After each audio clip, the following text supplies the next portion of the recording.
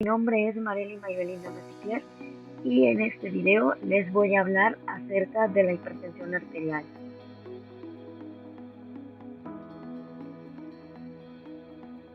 Primero que nada, ¿qué es la hipertensión arterial? La hipertensión arterial es una condición crónica que se produce cuando la presión de la sangre en las arterias es demasiado alta. Es el principal factor de riesgo de enfermedades cardiovasculares. Los riesgos de la hipertensión arterial son muchos, como por ejemplo riesgos de ataque cardíaco, riesgos de insuficiencia cardíaca, riesgos de accidente cerebrovascular y de problemas renales. En el caso de los síntomas de la hipertensión arterial, los más comunes son el dolor de cabeza, mareos, dificultad para respirar y náuseas, entre otros más. Algunos factores de riesgo que pueden llevar al padecimiento de la hipertensión arterial son la edad. En este caso, la hipertensión arterial afecta mayormente a las personas mayores de 60 años, el tener sobrepeso u obesidad, el consumo de tabaco o vapeo y el consumo excesivo de sodio, que es un punto importante de factores de riesgo para la hipertensión arterial. En el caso de los tipos de hipertensión arterial existen dos: la hipertensión primaria, que es la que se da como padecimiento principal, es decir, que normalmente esta se produce por alguno de los factores de riesgo que se mencionaron anteriormente. Y está la hipertensión secundaria, la cual se da a raíz de otra enfermedad como problemas renales, problemas cardíacos, entre otros. Ahora sí, empezamos con la terapia farmacológica, es decir, los fármacos que nos van a ayudar al control de la hipertensión arterial.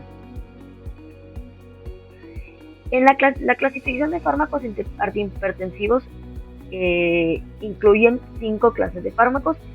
En este caso están los antagonistas del sistema renina-angiotensina-aldosterona, que son los IECA, los ARA2 y los inhibidores de renina. Tenemos los bloqueadores adrenérgicos, como lo pueden ser los bloqueadores de los receptores beta, los bloqueadores de los receptores alfa y los bloqueadores de alfa y beta. Tenemos también los casi antagonistas, como las dihidropiridinas y no dihidropiridinas.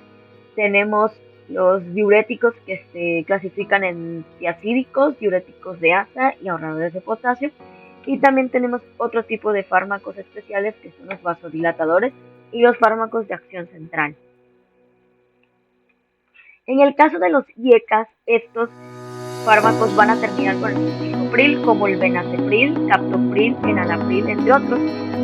Su mecanismo de acción es bloquear lo que es la enzima convertidora de angiotensina, que convierte la angiotensina 1 en angiotensina 2, por lo que al inhibir esta enzima, la angiotensina 1 no se va a convertir en angiotensina 2 y por ende la presión arterial va a disminuir.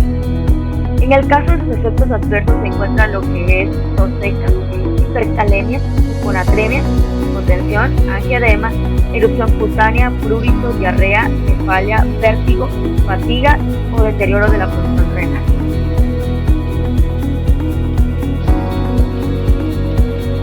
En el caso de los ARA2, cuyo nombre es antagonista del receptor de angiotensina, estos van a evitar que la angiotensina 2 se una a su respectivo receptor, disminuyendo la presión arterial. En el caso de estos, sus efectos adversos son la tos seca, la hipercalemia, la hipotensión, hiponatremia o daño renal en el feto en el caso del embarazo, por lo que está contraindicado en el embarazo. Y además, estos terminarán en sufijo sartán, por eso se le conoce como grupo de los sartanes, que es el candesartán, el brosartán, el irbesartán, el más común, que es el losartán, valsartán, entre otros. Y por ende son los más comunes utilizados para el tratamiento de la hipertensión arterial. Tenemos los inhibidores de la renina, que estos ya no se utilizan por la severidad de sus efectos, el cual incluye solamente un fármaco, en este caso es el alipileno. Ese es potencialmente teratógeno, es decir, causa deformidades o congénitas en el feto, diarrea, hipotensión, hiponatremia, entre otros más, por lo que está contraindicado en el caso del embarazo. Tenemos los calcioantagonistas, que son con el sufijo pino, por ejemplo nifedipino, amlodipino, y otros que son las no dihidropiridinas, que son verapamido y silacem, los cuales su mecanismo de acción es que van a bloquear los canales de calcio L, T, N y C, en este caso los canales tipo L, que se encuentran en el miocardio, nodo uroventricular y las células del músculo liso, por lo que van a provocar relajación muscular y vasodilatación, disminuyendo la presión arterial. Las dihidropiridinas tienen los efectos secundarios como edema de miembros inferiores, hipotensión, congestión nasal, taquicardia, diarrea, estreñimiento e infarto agudo del miocardio. Las no dihidropiridinas tienen como efectos adversos el estreñimiento, bloqueo AB, debilidad, náuseas, hipotensión, edema o reacciones alérgicas. Tenemos los betabloqueadores, los cuales se dividen entre no selectivos, los cuales van a terminar en el sufijo olol, como el propanolol, metoprolol, atenolol, entre otros. Estos van a bloquear los adrenoreceptores beta 1 que se encuentran en lo que es el corazón. Estos van a disminuir el ritmo cardíaco y la fuerza de contracción para disminuir la presión arterial. Algunos de sus efectos adversos son la bradicardia, hipotensión, dolor retroesternal, disminución de la libido. También en el caso de los selectivos está el cansancio, la bradicardia, el vértigo, entre otros. En el caso de los alfa bloqueadores, estos van a bloquear a los receptores alfa 1 adrenérgicos y van a provocar la vasodilatación de los vasos sanguíneos. Estos van a terminar con el sufijo inosina, es decir, prazotina, oxatocina o terazocina. En este caso, sus efectos adversos son hipotensión ortostática o fenómeno de la primera dosis, pérdida de conciencia, visión borrosa e impotencia sexual. En el caso de los alfa-beta bloqueadores, estos van a bloquear tanto beta 1 como alfa 1, por lo que va a tener un efecto mayor para la disminución de la presión arterial. Estos van a terminar con el sufijo LOL, en este caso la betalol, carvedilol, frisidilol. Los efectos adversos de estos fármacos son la hipotensión ortostática, prurito intenso en cuero cabelludo, falta de eyaculación, broncoespasmo y hepatotoxicidad. En el caso de la hipertensión durante el embarazo, el abetalol es uno de los fármacos más utilizados.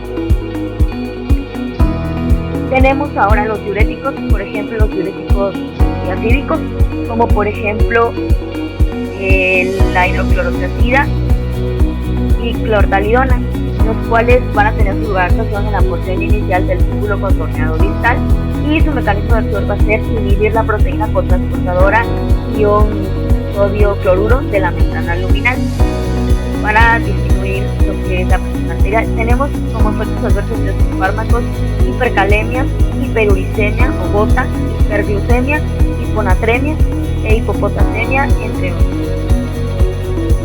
En los diuréticos de ASA tenemos que su lugar de actuación será la porción gruesa de la rama ascendente de la K de Henle, y su mecanismo de acción va a ser que inhibe la proteína cotransportadora sodio, ion sodio, potasio 2-cloruro que existe en la membrana luminal, como la furosemida, bumetanida y toracemida. Los efectos adversos son la ototoxicidad, hipovolemia, pérdida de potasio, hiperuricemia, entre otros. En el caso de los diuréticos ahorradores de potasio, tenemos a los antagonistas de la aldosterona como la espionolactona y los inhibidores del transporte epitelial de sodio como la amilorida. Estos tienen su lugar de actuación en el último segmento del túbulo distal y primero del túbulo colector. La espionolactona provoca efectos adversos como hipercalemia, ginecomastia, interacción adictiva con otros fármacos, es decir, hipercalemia. La amilorida puede provocar lo que es acidosis metabólica hipercalcémica e hipopotasemia.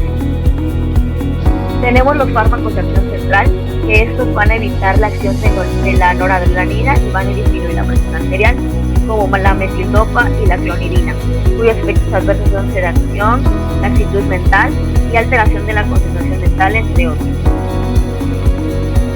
Y tenemos los vasodilatadores, los cuales actúan directamente sobre el músculo liso y van a provocar la vasodilatación para disminuir la presión arterial, como la hidralazina, nitrogluciato de sodio.